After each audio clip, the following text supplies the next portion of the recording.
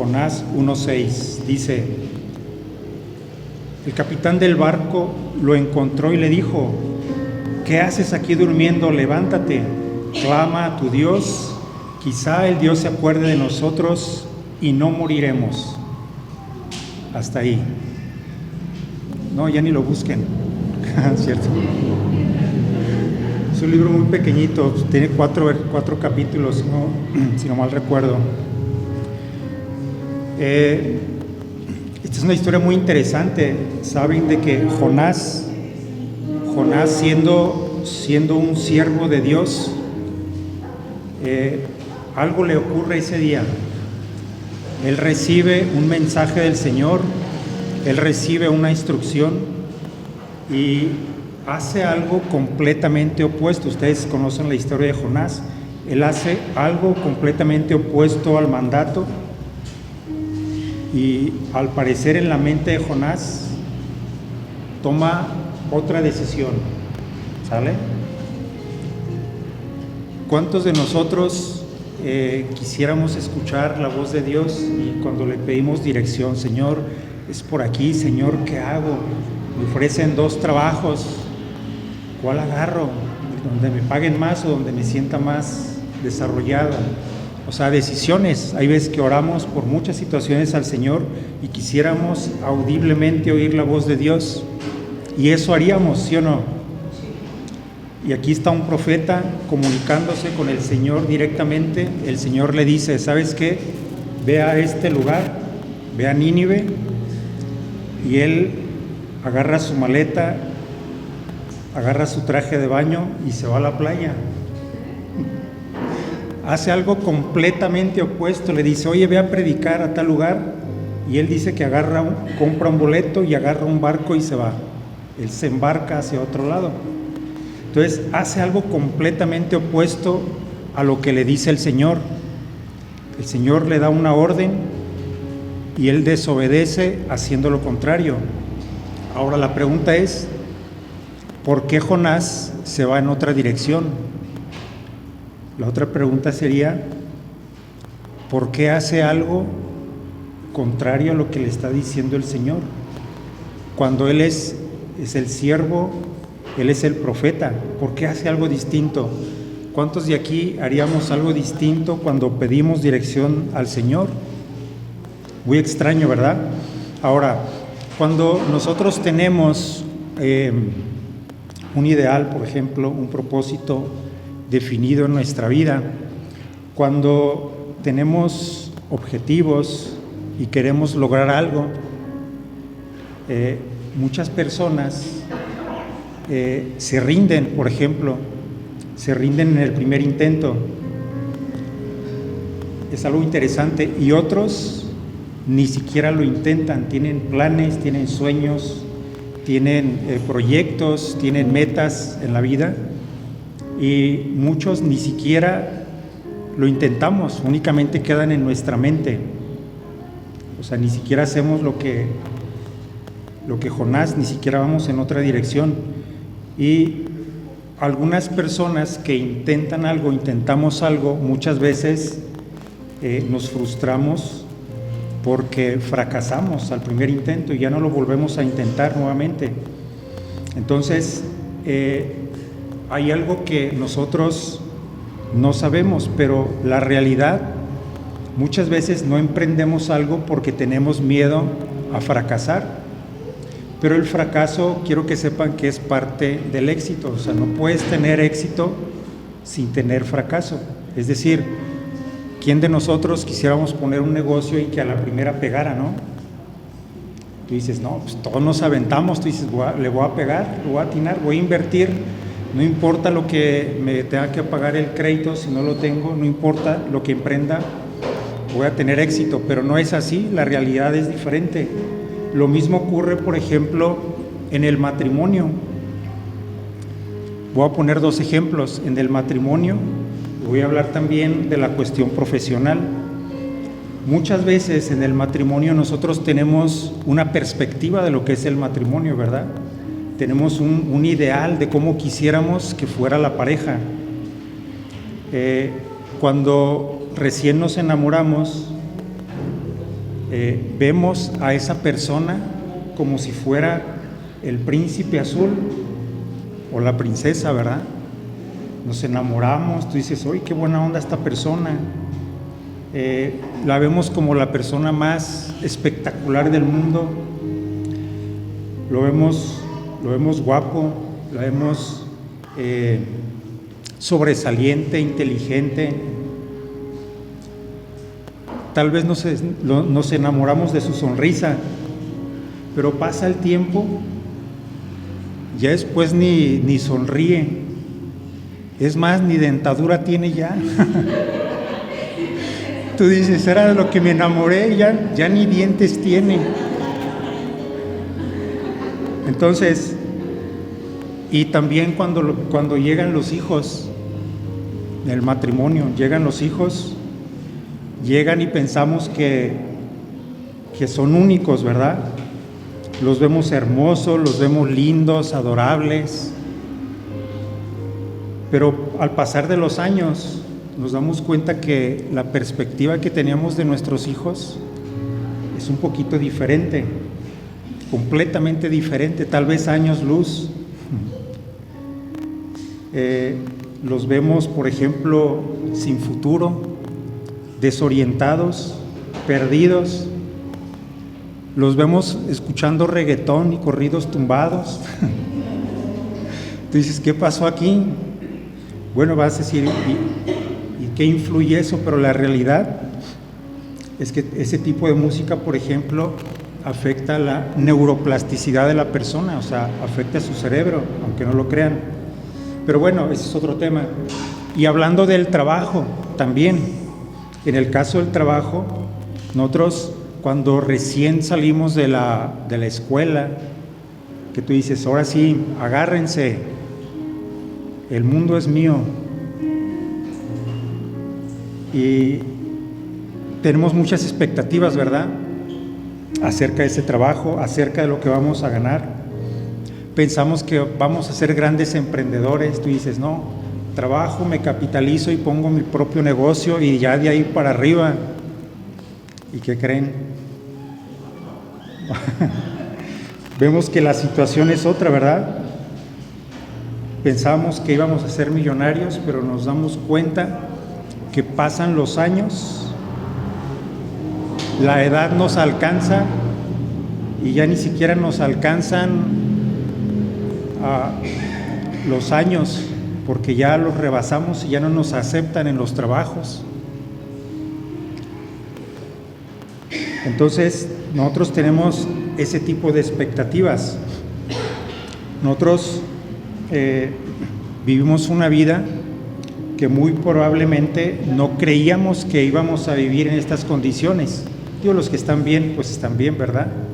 Pero la gran mayoría, según estadísticamente, la gran mayoría de las personas no estamos viviendo de acuerdo a unas expectativas de hace algunos años. ¿Y eso por qué? Hay una razón, bueno, puede haber muchas razones, pero una de ellas es algo de lo que le pasa a Jonás, ¿sale? ¿Qué le pasa a Jonás?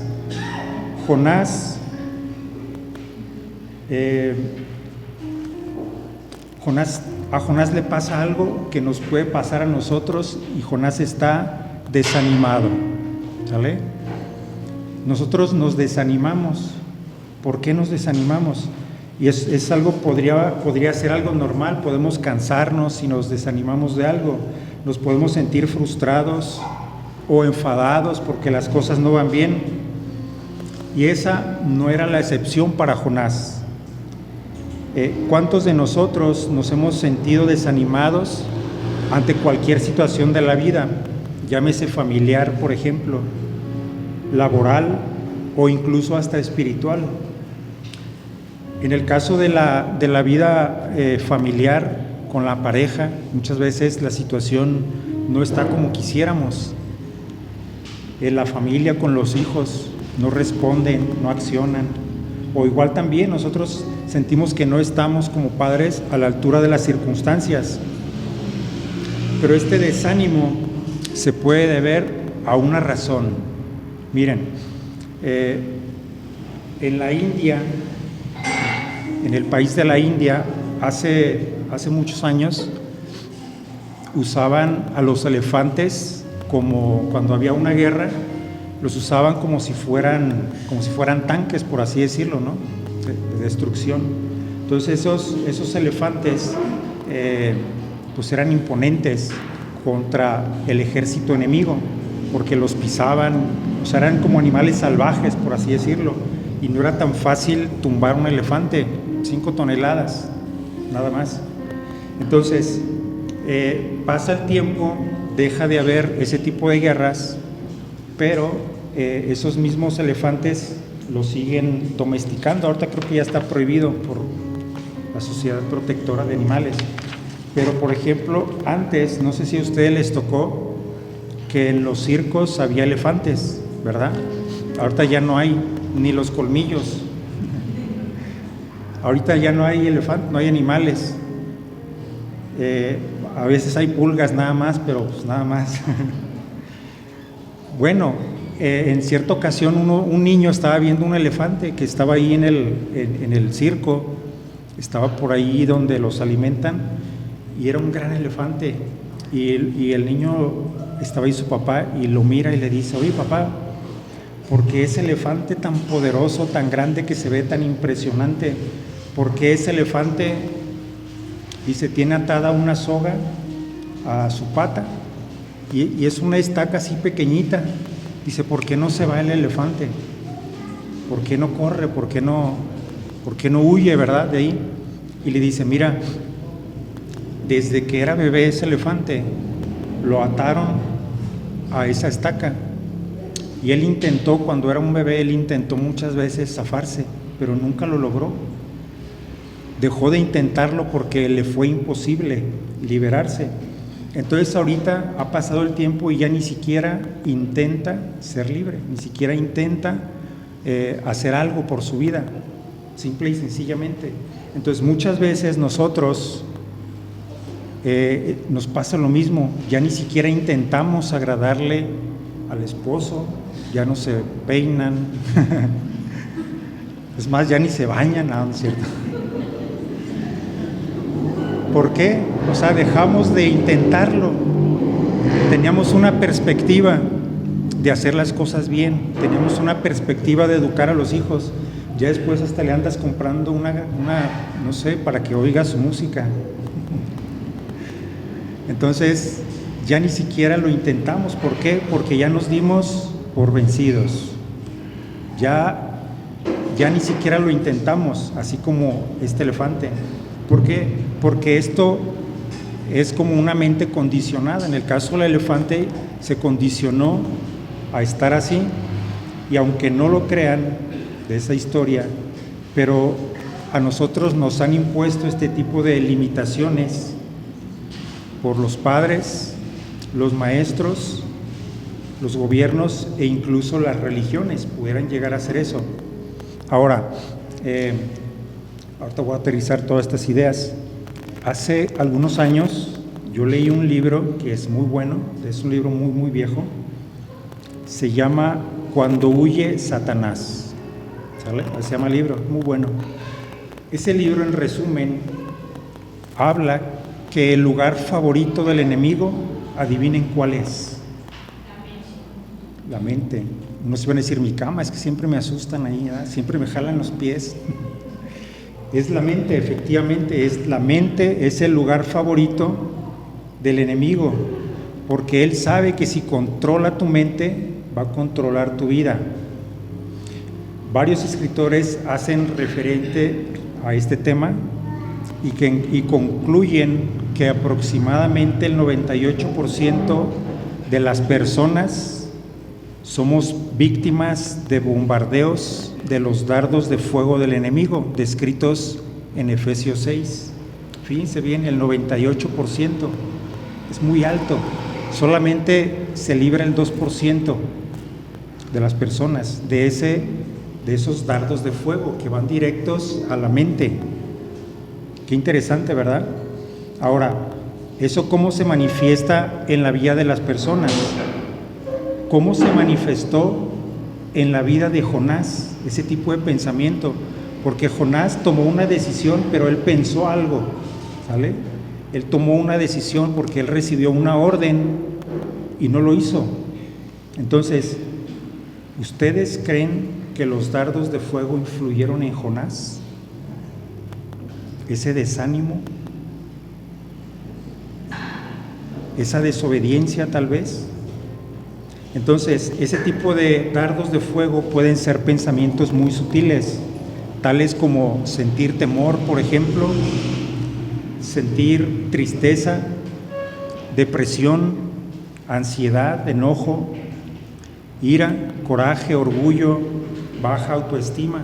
Todos esos pensamientos deben de tener un origen. ¿Quién los originó? Cuando hay pensamientos de bien, así como los que dice el Señor, porque pensamientos de bien tengo para ti, no de mal. Entonces quiere decir que los pensamientos de mal vienen de un lugar más abajo, ¿verdad? Ahora, fíjense lo que viene en Jonás 4, del 1 al 3.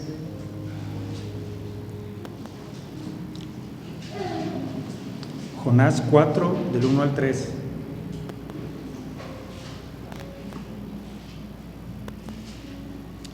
Dice, pero esto causó mucho disgusto o tristeza a Jonás, y él se puso muy enojado. Él oró al Señor: ahora, Señor, o ahora, Yahvé, ¿no dije yo que esto sucedería cuando todavía me encontraba en mi propio país? Por eso traté de ir a Tarsis antes del tiempo. Yo sabía que tú eres un Dios misericordioso y compasivo, tardo para la ira y rico en misericordia, y que tú te aplacas antes de infligir castigo. Por lo tanto, Yahvé, por favor, solo toma mi vida de mí. Es mejor para mí estar muerto que vivo. Hasta ahí. O sea, si se fijan, estaba deprimido. Estaba deprimido Jonás, se quería morir. Él prácticamente decía, la vida no vale nada. Aquí y en León, Guanajuato. Yo creo que de ahí se inspiró José Alfredo Jiménez, ¿verdad? Para decir que la vida no vale nada. Él se quería morir. Dice, me quiero morir. Imagínense un profeta que hablaba con Dios y le dice, Señor, quítame la vida, me quiero morir. Tal vez un espíritu de muerte, no sé, depresión. No hice de suicidio, pero le dice al Señor, Señor, quita la vida de mí. Ahora, les tengo una profecía para ustedes. No es cierto. Miren, en lo que emprendan, en lo que hagas, habrá desánimo. En lo que emprendas, en lo que hagas, ya sea en lo matrimonial, en lo familiar, en lo personal, en lo profesional, en tu trabajo, habrá desánimo, habrá frustración, habrá tribulación, dice la Escritura, habrá barreras espirituales, problemas, situaciones difíciles, situaciones límites, y aparte la suegra. Pero les tengo una buena noticia, esto también tiene solución. Hay una solución para tus problemas. ¿Cuál es la solución? Tú dices, no, pues que llegue el arrebatamiento y ya que nos... Miren, vamos a 2 Corintios 4:16, porque ahí viene una palabra de aliento para todos ustedes. Son palabras de ánimo de Pablo, son palabras donde hemos de renovar nuestro espíritu, nuestra mente. 2 Corintios 4:16 dice, 2 Corintios 4:16 dice, por tanto, no desmayamos, antes, aunque nuestro hombre exterior se va desgastando, el interior, no obstante, se renueva de día en día, porque esta leve tribulación momentánea produce en nosotros una un cada vez más excelente y eterno peso de gloria, no mirando nosotros las cosas que se ven, sino las que no se ven. Pues las cosas que se ven son temporales, pero las que no se ven son eternas. ¿Qué quiere decir esto? Dice, porque esta leve tribulación momentánea produce en nosotros un cada vez más excelente y eterno peso de gloria. Cuando te sientas desanimado, frustrado, cansado, angustiado, estresado, ansioso, ¿qué hay que hacer? Dice, no desmayamos. Esta leve tribulación momentánea produce algo más excelente que esto. Pero eso sí, ¿qué es lo que tienes que hacer? Fácil, tener la mirada ¿en dónde? Exacto, ahí. ¿Por qué? Porque si nuestra meta es esa, los demás van a ser obstáculos nada más, porque es una carrera de larga distancia, no es carrera de fondo. Es una carrera donde no hay que correr muy rápido, porque no es importante la velocidad, sino que es llegar. Es como el maratón, ¿verdad? En el maratón no salen corriendo como locos, van al paso, al trote, ¿verdad? Pero en una carrera plana de 100 metros, ahí sí van a full, a todo lo que da. Entonces, en este caso nosotros, dice la Escritura, que tenemos un eterno peso de gloria comparado con una tribulación momentánea. Si las cosas no funcionan bien, tú sigue intentando, es lo que dice Pablo. Si las cosas fallan, intenta nuevamente. O sea, no cambies la meta, cambia la forma de hacer las cosas. Si quieres, no sé, restaurar tu familia, si quieres emprender algo, tú sigue intentando. Sigue intentando. Miren, ahí yo he hablado mucho de esto. Es el secreto de muchos que han tenido éxito en diferentes ámbitos de su vida. Henry Ford llegó a ser uno de los hombres multimillonarios, de los más ricos de los Estados Unidos. Y él fue rico gracias a, él tenía a su esposa que la aconsejaba, ¿sale? Gracias a eso logró tener éxito. Y muchos empresarios, muchas personas de esa época querían saber el secreto de Henry Ford. Y hizo una conferencia. Les dijo, ok, les voy a revelar cuál es mi secreto. Y un lugar impresionante, estaba lleno, gente de todo el país, de todo Estados Unidos, fueron a verlo, porque querían saber el secreto del éxito de Henry Ford. Se sube al estrado, agarra el micrófono, y él dice, nunca te rindas. Apaga el micrófono y se baja del estrado. Y todos dicen, ¿y la conferencia? Bueno, Henry Ford era de pocas palabras, pero nomás les dijo 3 palabras: nunca te rindas. Nunca te rindas. Ante esas situaciones, si tú tienes definido bien tu propósito de tu vida, nunca te rindas. Porque va a haber, dice la Escritura, va a haber aflicción, pero dice el Señor, pero confíen, yo he vencido el mundo. Muchas veces no sabemos cómo llegar a un lugar.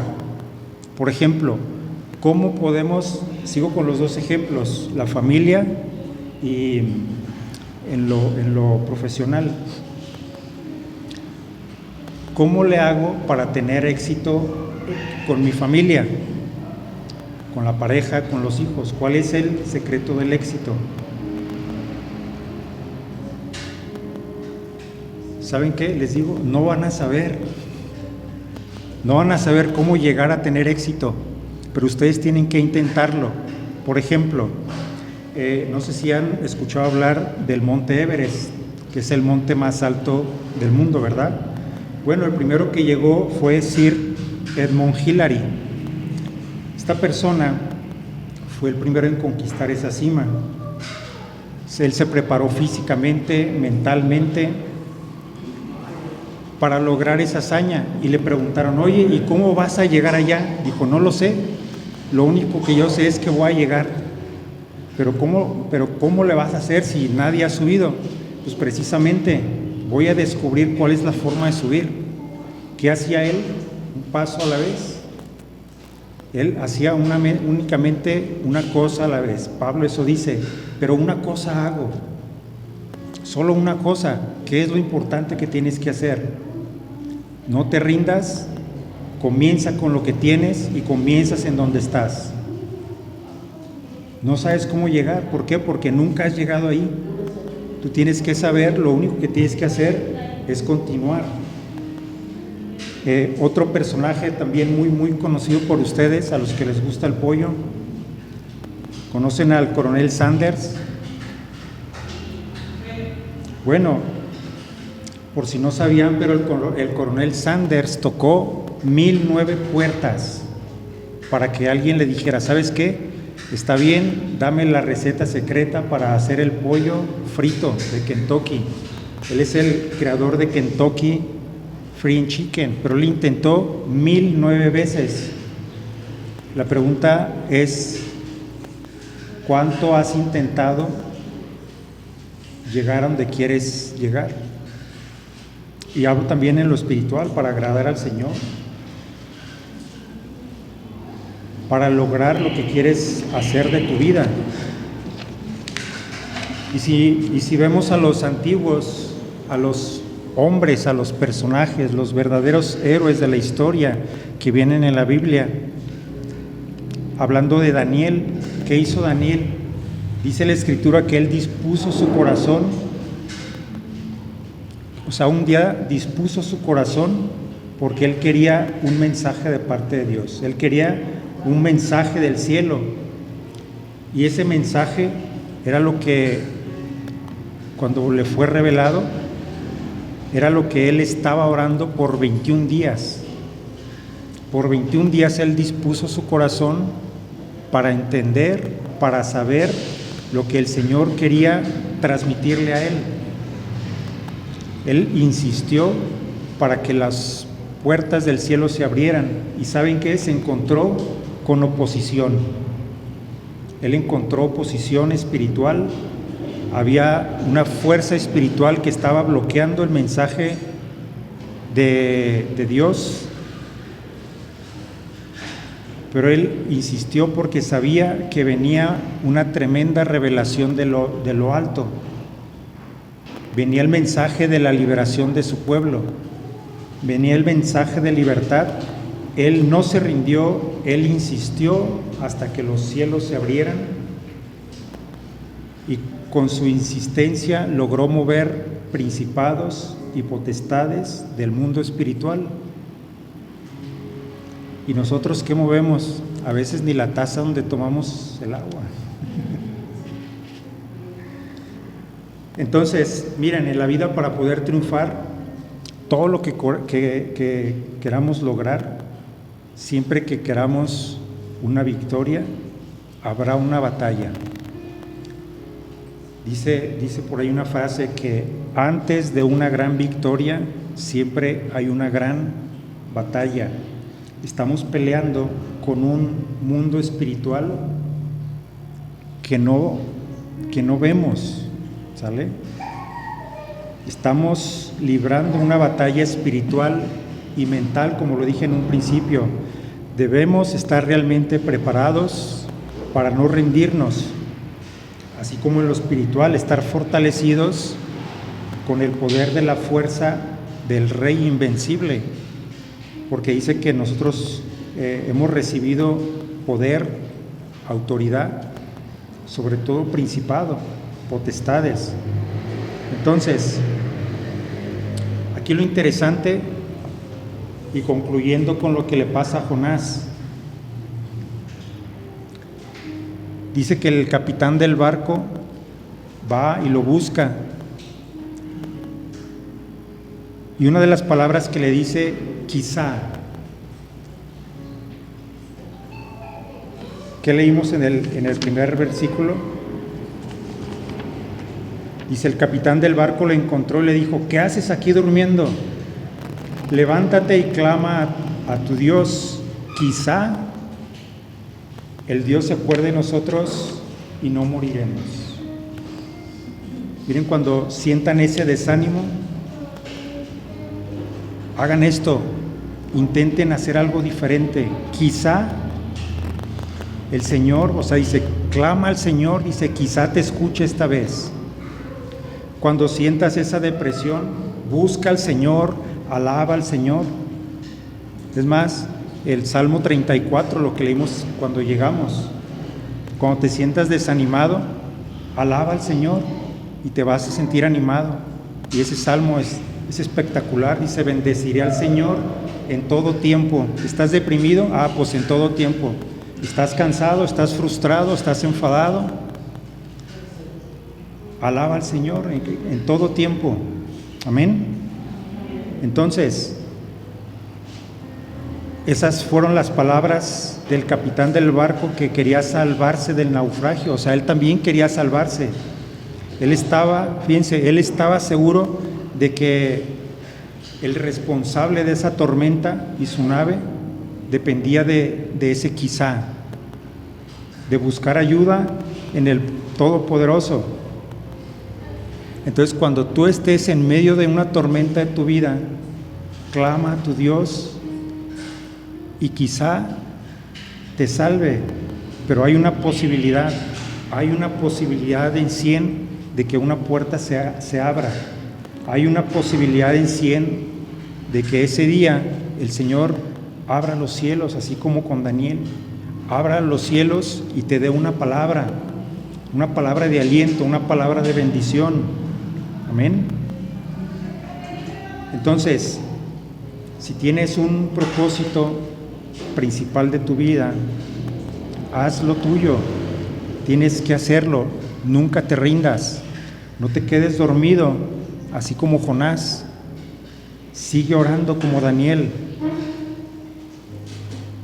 Dice la Escritura que hay que importunar al juez, pero saben, para importunar al juez no necesitas tantas veces importunarlo, porque dice, ¿se acuerdan de esa historia que viene en Lucas? De la mujer que va importuna, de la viuda, que importuna al juez. ¿Y qué dice el juez injusto? Dice, le voy a hacer justicia a esta mujer porque ya me enfadó. Y lo compara, dice, y ustedes, su padre es bueno. O sea, a él no vas a importunarlo, él ya sabe, solo quiere que tú se lo pidas. Entonces tú importuna al juez, importuna al Padre. Y si tu vida depende, por ejemplo, de tu esposo, y lo ves así como que no quiere trabajar, dile también así como a Jonás, ¿qué haces aquí durmiendo? Levántate y sálvanos que nos morimos de hambre, ¿verdad? No, no es cierto. Profetízale al esposo. No, esta es una palabra de aliento. ¿Les parece si oramos?